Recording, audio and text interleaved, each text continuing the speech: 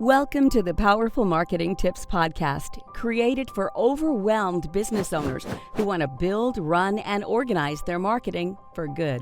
And here's a brief overview of our guest.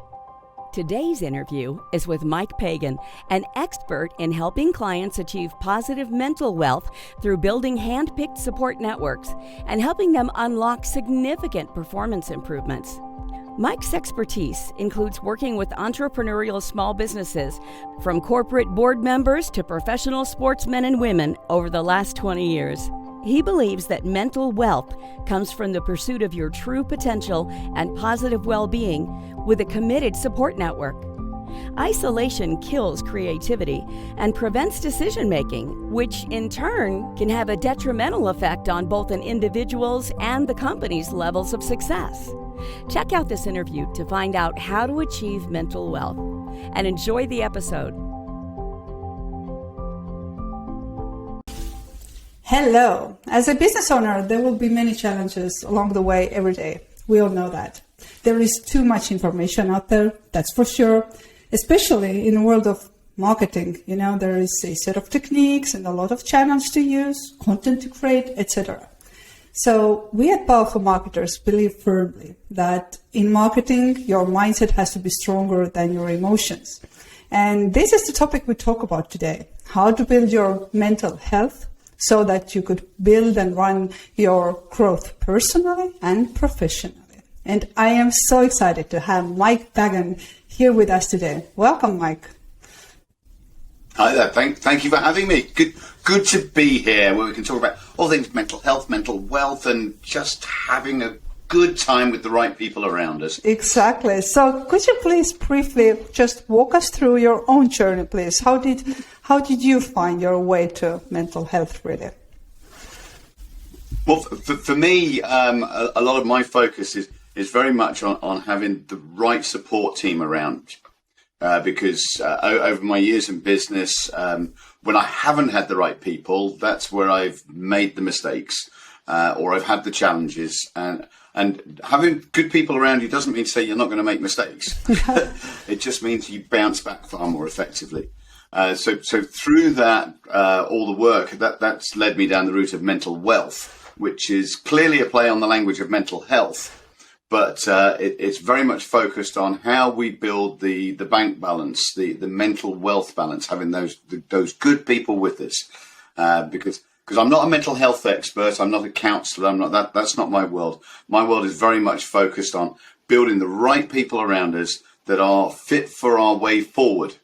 So quite often we have lots of people that have been around a long time and they're no longer adding the same value that they did before. So we need to choose and intentionally choose who is in our team going forward, so that they hurt us in our thinking, in our creativity, and they work with us. Because one of the biggest problems here is isolation. Mm-hmm. Isolation, in my world, I believe, kills creativity and prevents decision making. And as a result of that, if we're not making decisions, we're not moving forward, then sadly that can then lead to procrastination and other challenges like that, which in turn again then leads to sending us down that negative health spiral and can create other problems. So if we've got good people, we're not isolated, we're surrounded by the right ones, then we can go forward and do the stuff we really want to be doing. So you help people to find other people around them so that they could be supported, inspired. Is that right?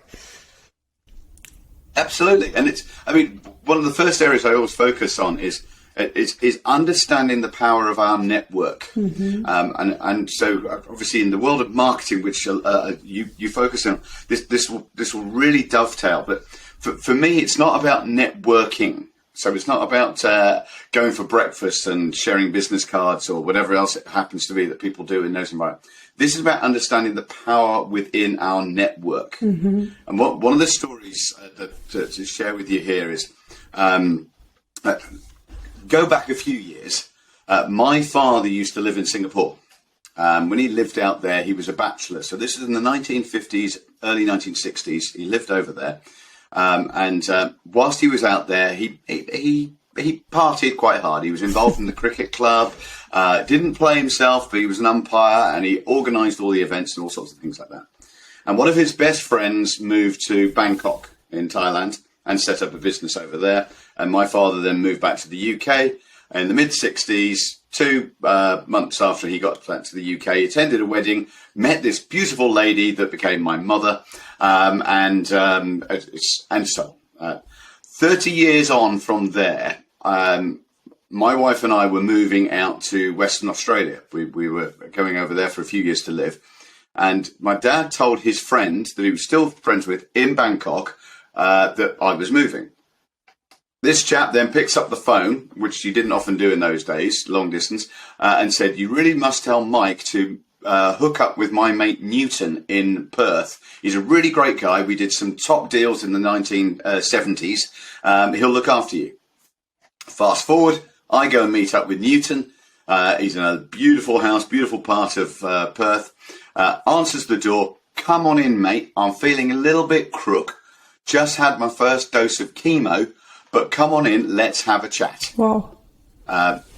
Long story short, again, Newton was considering investing in a particular business out there that needed commercial skills and support.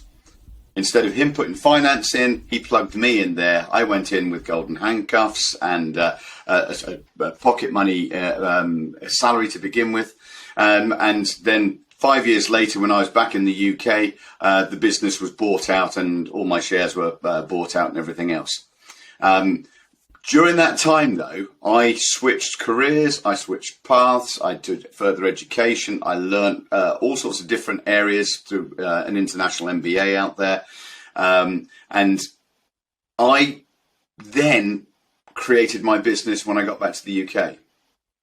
The sad part of this story was Newton died 3 months after I met him. Oh, I'm sorry. Just that little window, 3 months. If I hadn't met up with him at that point, it wouldn't have happened. Mm-hmm. And this is a longish story, but it's all about that network. Who we need, who we know, so my father, being a young male drinking and partying in Singapore in the late 1950s and early 1960s, as an indirect result of that, changed my life in 2000. Wow. That's an amazing story. And this is so important to the listeners here, is who's in your network. Mm-hmm. So you never know. Who are we asking? Who are we having conversations with? So important. So you never know, actually, who can be this connection for you, who you might need in 30 years, maybe. Exactly. And I mean, I say it quite jokingly now, but Newton changed my life. Wow. And that all stemmed back from my dad being an umpire in Singapore. Wow. Okay.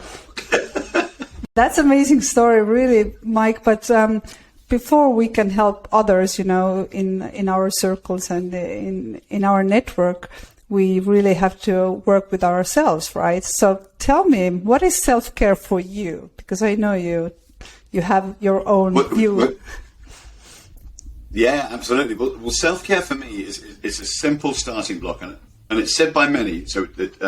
But it's how we deal with this, and this is being number one. We have to be number one. It's been spoken about for centuries through different religions and everything else. But the reality check is, if we're not number one, we can't support others. I've jokingly said that in my household, I've been number 6. Wife, 3 children and a dog are all ahead of me. And at the moment, wife, 3 children, 1 dog, 8 puppies. Oh my but that's God. Another story. Oh my God. Amazing. Oh yeah, we're in complete mayhem at the moment. But if I'm not number one, then how can I be on my best performance, on my best capability? And to do that, I have to look after myself proactively. Mm-hmm. Be that mentally, be that physically, be that nutritionally, be that having experts that come in and help me support, understand what I need to do to help me perform better, to help me to relax better. All of these things, because I don't have all those answers, but I use people that do, and it helps me perform better. And that enables me to do all sorts of random challenges, all sorts of other events and things like that, because it's good for me. and it works, and it supports my family because it's good for them as well. Wow. So how many of those different trainers do you have right now then? Oh, for me right now, well, I refer to myself as a bit of a weekend warrior. I do challenges every year. There's a number of years ago, 5 years ago, a team of us, we were the fastest men's full relay team to swim from England to France to do the English Channel. Oh my God. But 2 years prior to that, none of us had ever done any open water swimming before. So we learnt how to swim out in the cold, because you're only allowed to wear those little silly swimming trunks and a hat and goggles, and it's cold water with jellyfish and tankers and sewage and tides. So it wasn't an easy challenge by any means, but it was to do that. We learned how to swim more effectively. So we were having coaches there, financial support, everything else that went with it. And one of the things it really did teach me was. People talk about meditation and mindfulness, and I've always said I'm not very good at those, because I can't sit still for long enough because I'm always busy, or I fall asleep. Which again, that's not how it's meant to work, is it? But the flip side is, what I've always done is active mindfulness and active meditation. So if you're in the water swimming long distances, stroke after stroke after stroke, your mind tunes out. You start thinking about nothing, you start thinking about everything. But by the time you get out, you may well have had some clarity come in. Mm-hmm. And it's the same if people go on long walks, long bike rides. It doesn't happen in the 20 minutes in the high intensity sessions, but it does over the long cumulative effect of long-term training. But this doesn't have to be training. This is what happens when people are sitting there knitting for hours after end, or doing crochet, or doing other crafts and hobbies. It just switches off the brain from all the other noise that's going on and tunes you into that bit of active consideration. And that for me was a massive learning point, and that really has helped my self-care. Mm-hmm. So what would you say, why should we take time for ourselves? How it will help us really on a daily basis? Because oftentimes I see people say, I don't have this luxury. I don't have this time to take it, only for myself. Okay. Herein lies one of the scary challenges. And that is people, we never have enough time, mm-hmm. but the really successful people seem to do so much more, but they have no more time than us. We have the same number of days in a week, hours in a day, etc. And it's understanding, and this is where a coach can really help. Is understanding through a different lens where we self-sabotage our performance. And this is when I talk about self-sabotage here, I'm thinking of the habits that we have that prevent us from being brilliant, or just use up multiple hours. And I mean, over the last couple of years where there have been multiple lockdowns and people have sat in chairs watching box set after box set after box set. A box set can be 3 series, can be 15 series long with 5, 10, 15 episodes in it. You do the maths about how much time disappears on that. Now, I know we need to have switch off time, but it's the balance. I know I played rugby to quite a serious level in my career. And the amount of time I have donated to the god of alcohol as part of eating and drinking and being sociable. And I've calculated that on average, it would be fairly easy for me to donate 15 hours a week. And that's excluding hangovers. But you think about that. That's a few hours on a Friday night. That's a few hours on a Saturday and maybe earlier on. Bit on the Sunday, and then one evening. Suddenly, very quickly, we get up to 15 hours. And that's 2 working days a week, which is 100 working days a year. So we have no time. So we're time poor, or are we just ill-disciplined and self-sabotaging ourselves by having habits that don't enable us to have free time to do the things that would give us more scope? Because I don't want to work harder. I don't want anybody listening to this to go and work harder. I want them to be more effective when they're working. Don't do a 60, 80, 100-hour week. That's not healthy. Let's bring the hours in, but the hours that we do, make them count, then go and play. So let's talk about what are those 3 actionable steps that one can do really to start, putting him or herself first, because we don't want to waste those 100 days in a year you just mentioned, Mike. I agree with you. So one of the first starting blocks I always focus on is getting people to understand and work out who truly is in their team, and who has got your back.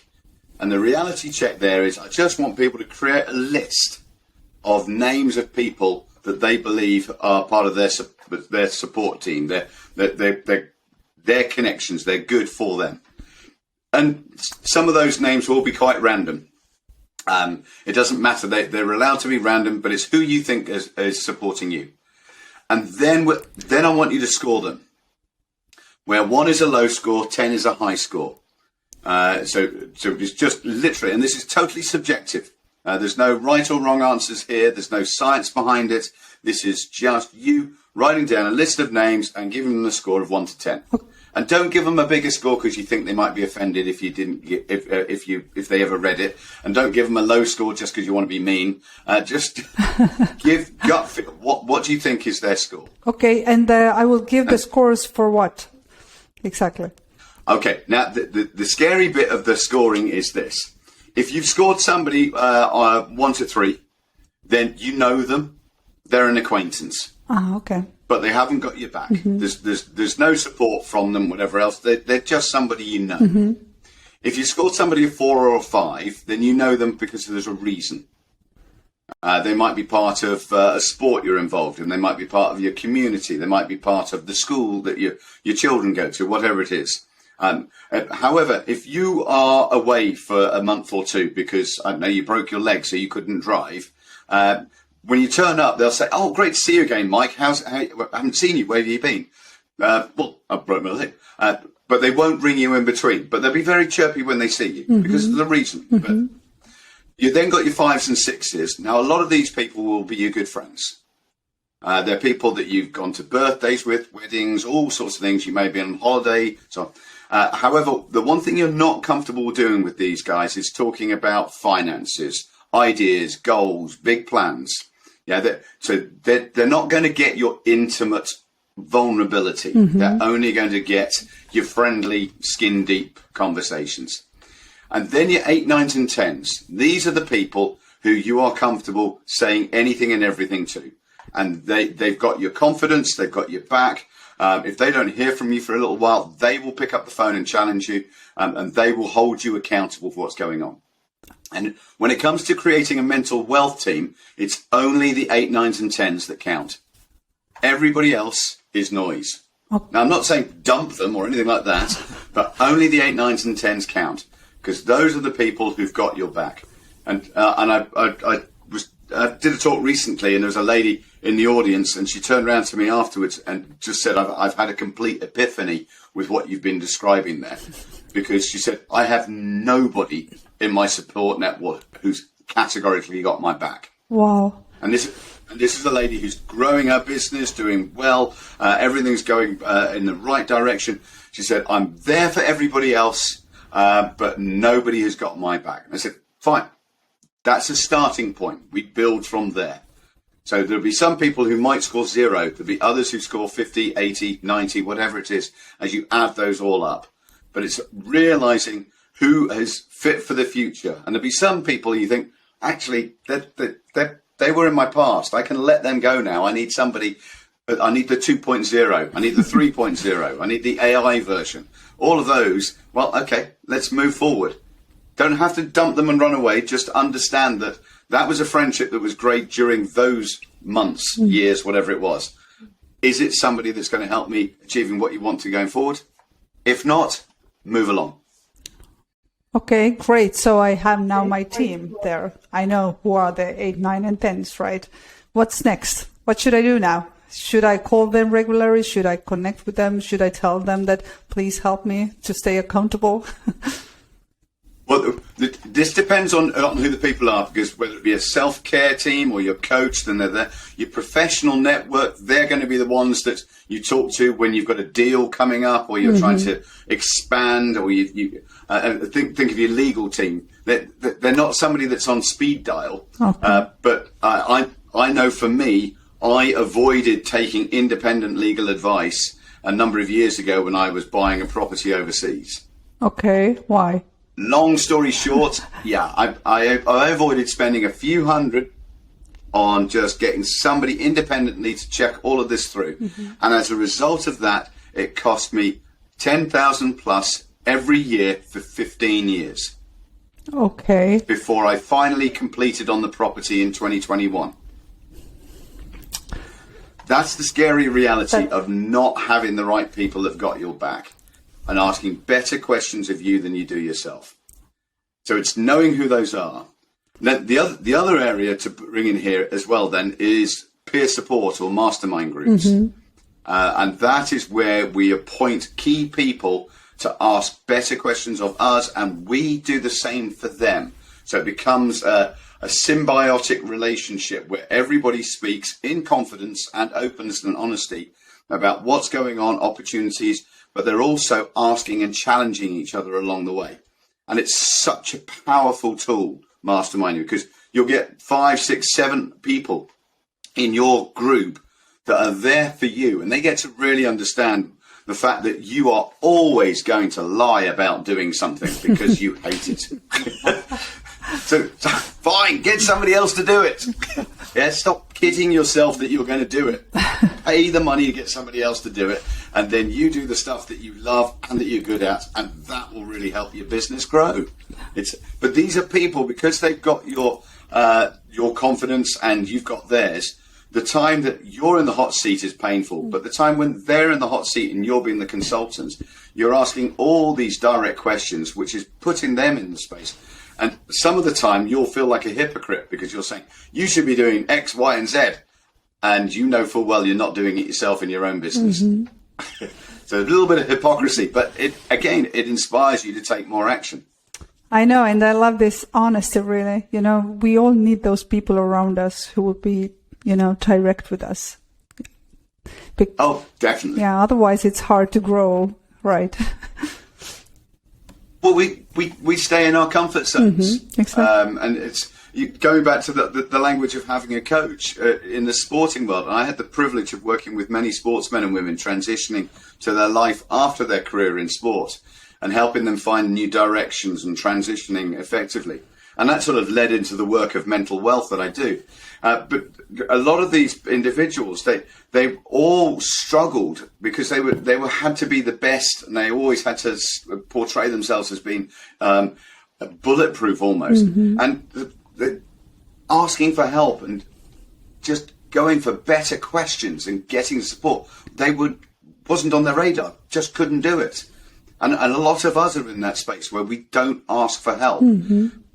Because that feeling of being vulnerable is scary. So fine, I'm not going to do that. I need to stay focused on these key areas here. Well, no, we need the support of others, as you would with a coach, because they get you to run faster if you're a sprinter. You can't do it on your own. Somebody sees the fact that you're stronger with your right leg than your left leg. All the different nuances that we all have. Well, that's how we improve. Yeah, I love it. And by the end of the day, if I may say, with your own words, you should live the simple life, right? Oh, absolutely. The simple life is fun. And I was talking to my web people this morning, and they were asking some questions, and it was that whole thing about the targets of who you're working with. And it's the more fun we have doing what we do, the more infectious it becomes to other people that want to play.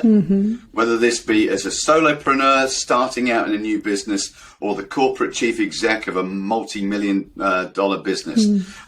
If we're enjoying it, people want to be with us and get on the ride. And the more we enjoy it is when we've got the right people supporting us. Because I know for a fact I'm great at ideas, but complete a finisher sometimes doesn't always happen. So I need other people who can do that and support me to make sure that does work. Then the magic happens.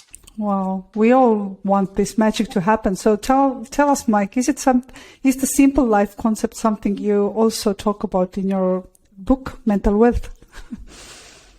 Well, yes, yeah, because when we have people saying, because they understand where we're trying to get to, they understand our rationale, whether you're trying to get a big house, a small house by the water, just a flat in the town, whatever it is that suits where you live. Because one of the things that's really changed, I believe, with the working world through the pandemic and everything, is this focus now on having a space where we can live and work is so much more important. Before it was, we had home and we had business, and you went to the company. That was just the way it all worked. Now you spend 40, 60, 70% of your working week at home because it's all hybrid, and will probably for most organizations remain hybrid to a greater or lesser extent. That means that we are surrounded by the same walls. That means we need to make sure our space is inspirational. Sitting on the side of a spare room bed with a laptop on your lap, a cat to the side, Netflix on in the background, your big fluffy slippers, is not tantamount to a professional mindset. So we need to set ourselves up correctly so that we've got the right people, and it then becomes very simple. Because when you want to go for a walk in the middle of the day, you don't feel guilty because you're doing it. And because that's part of the illness you may know of called presenteeism. It's in the business school books. And it goes back to the original thing of getting to work before the boss. So it's whose car is in the car park longest. You turn up before the boss comes in, does their working day. When they leave, then you don't leave until after them because you're perceived to be brilliant. That's presenteeism. And nowadays, sitting in that environment I described before on the spare room bed with a laptop, just pretending to actually be working rather than to be on it, then that's got to change. So that means that, yeah, we go out during the day and come back and crack on. Go to the gym, go and do the things that work for you. If fitness isn't your thing, walking, litter picking, whatever it is, there's all these different things that people do just to change the state, change the energy, and then that increases the productivity when you come back.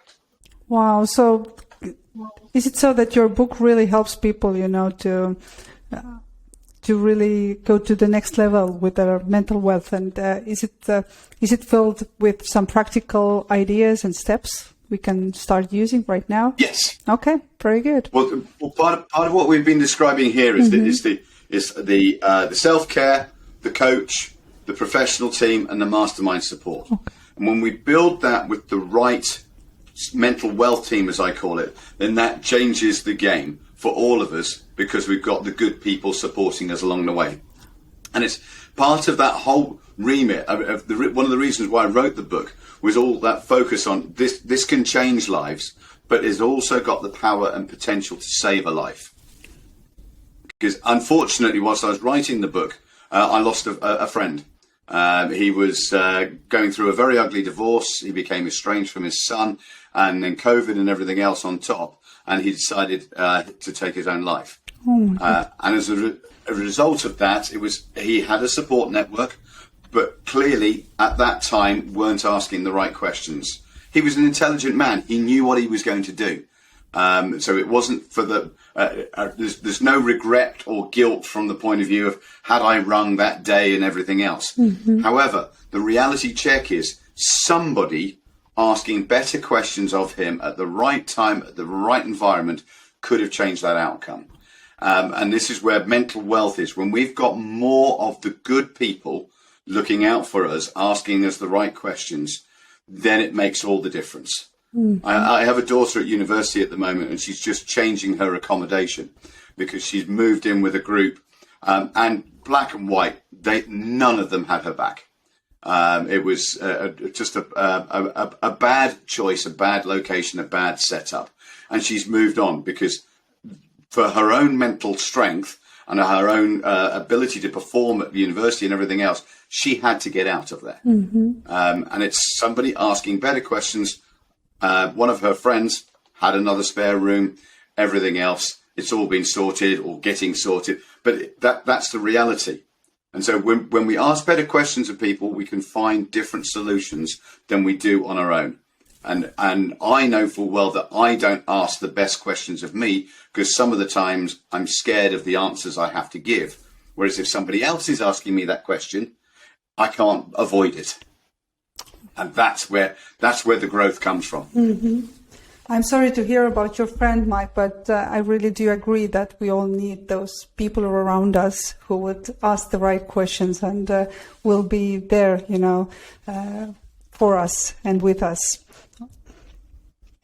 Absolutely. And unfortunately, in the world of mental health challenges, there are far too many of stories like that. There are. And this is why we need to get better people asking more questions and having more support, because it's not a hidden illness anymore. It's not something that, just get over it, which was the old school way of working. Now it is known, it is understood, and there is help there for those that ask.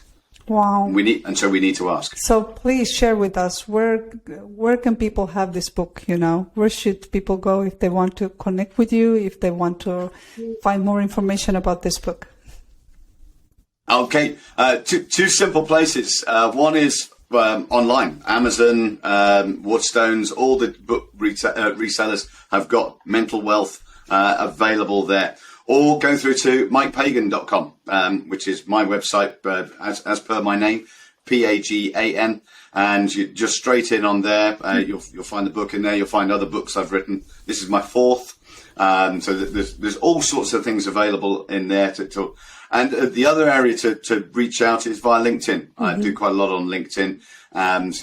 But if you do reach out, please personalize your connection request, so I know that you've come from my list. But otherwise, I'll be sitting there thinking, who's this blind connection from? So please make sure you draw attention to Powerful Marketers, because that will help me know, and I will know what we've been talking about, and I can relate to that. That's amazing, and I will also go and find your book, because I want to read that too. Oh, good. The audio version isn't out yet, but that will come out in 22. Okay, it's soon. By the time this interview will be live, I think audio version is also live. Maybe. Who knows? Maybe. Yeah, but thank you, Mike, for this nice discussion here today. But before we go, please share and comment on the beforehand shared song and quote or poem that always inspires you. Oh, well, the poem I've always focused in on is the one by Linda Ellis, The Dash.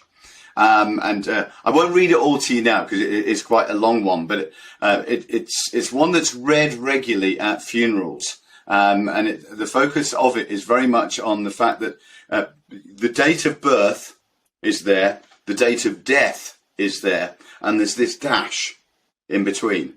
And that dash is our lives. That life could be 20 years, that could be 120 years in longevity. And it's talking about that dash and making that dash count, because that's what we all focus on. And if we can really hone in on, making the best of our dash. And that leads me on to one other final thing. One of the things I will always hone in on is our gut feel, because obviously talking about mental wealth and getting the right people around us and asking better questions. But when the gut feel is saying that you haven't spoken to somebody for a period of time, and this is about being good humans. If your gut feel is saying, I haven't spoken to Bob, I haven't spoken to Abdul, I haven't spoken to Claire, whoever it is, then don't text them. Do not social media wave at them or anything else like that. Pick up the phone. Mm-hmm. If they live near you, go and see them. This is what we need to get better at. This whole ability to just be so too easily contacting people, but not actually contacting them. If your gut feel is saying, I should be speaking to somebody, if you've not spoken to them for a couple of months, just pick up the phone. I had a very sad situation recently where one of my son's friends at school had sadly attempted to take his life. And as a result of this, there were questions going on and we didn't know what the prognosis was and everything else. One of my best friends who lives in Pennsylvania in the US picked up the phone and rang me that day. He knew nothing about what was going on over here in the UK. I answered the phone and I just said, before we chat, Bok, just tell me, why did you pick up the phone and ring me today? And he was a bit confused. And I said, no, just humour me, go with me, because I need to know what was it that triggered you to pick up the phone and just ring out of the blue. And there was no answer aside of just intuition, gut feel. I felt I should give you a ring. We hadn't spoken for a few months. He's a doctor. So I was able to talk to him and ask him all sorts of questions. And it was absolutely the perfect person to ring on that day at that time. He had no idea what he was getting into when he picked up the phone to ring me. That's why I say to you here and to all the listeners, if your gut feel is saying I need to talk, I could talk to, or I should, or I haven't spoken to, just do it. Pick up the phone. You don't know what you might be interrupting. You might be the perfect person to ask the perfect question at exactly the right time and change the outcome of that person's day, let alone their life. Wow, that's strong. Let's trust our gut feeling. I agree with that. And definitely, and it makes a difference. It really does. And I love the poem you shared. It's really deep. And I think we should live in a way that this dash really matters, right? Absolutely. So, would you like to comment the song also? What that always inspires you? The song for me, I know when we've talked about this offline before, mentioned I like a lot of ska music.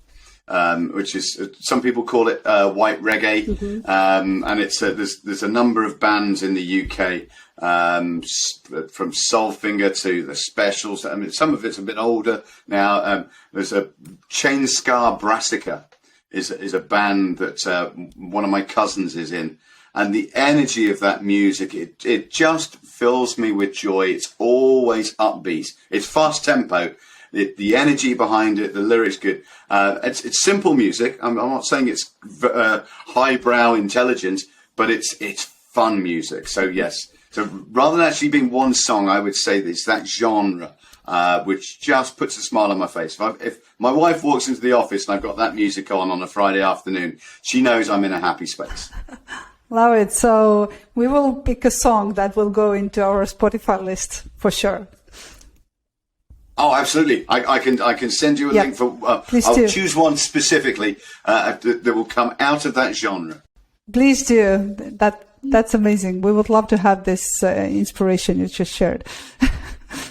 So, Mike, thank you so much for this interview today. You know, I love the work you have done, and I most definitely want to read your book. And thank you again for your time and for sharing your thoughts here with our listeners today. An absolute pleasure. Thank you for having your faith in me and your wanting to know more about mental wealth and how it works. We can all, if we get this right, we can have a lot more fun and have the simple life. Love it. Thank you. That's all we've got for this episode of the Powerful Marketing Tips Podcast. Make sure to link up with us at our free monthly international mastermind event. Just go to powerful-marketers.com/mastermind for registration. And one thing that would really help us and other new potential listeners is if you would rate this show and leave a comment wherever you tune in to listen. Until next time, take care.